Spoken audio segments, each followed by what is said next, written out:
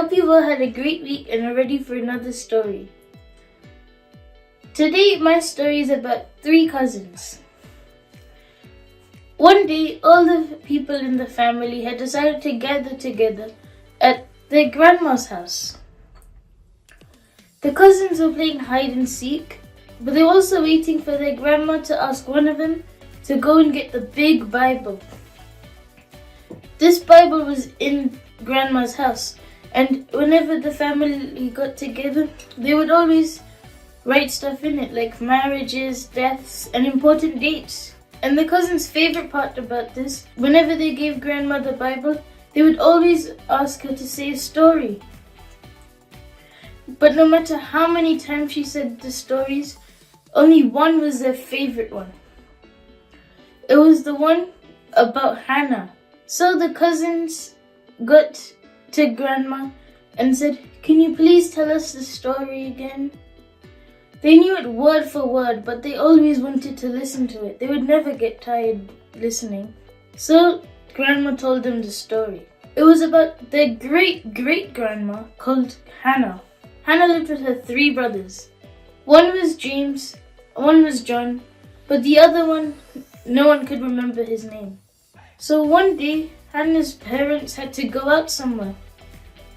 So Hannah, James, John, and the other brother went to stay with their uncle. But their uncle was really rich.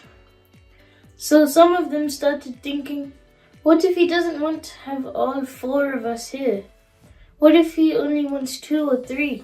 Hannah didn't like always being the only girl in the family. So while the brothers were talking about this before bed, she decided to leave and run away.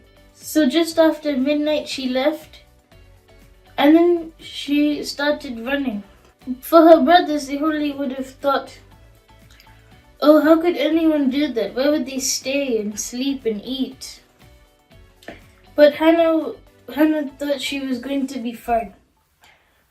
So she kept running and running until she tried to get to the coast. She thought, oh, I'm gonna get a ship and I'm gonna go to America. It's gonna be better than being here. Eventually she got to the coast, and then she got onto a ship that was supposed to go to America. Then she hid there. And she must have been pretty good at hiding, because eventually they found her, but it was too late for them to turn back and take her. So she went with them to America. Then once she got to America, she grew up, she got married, and she had children.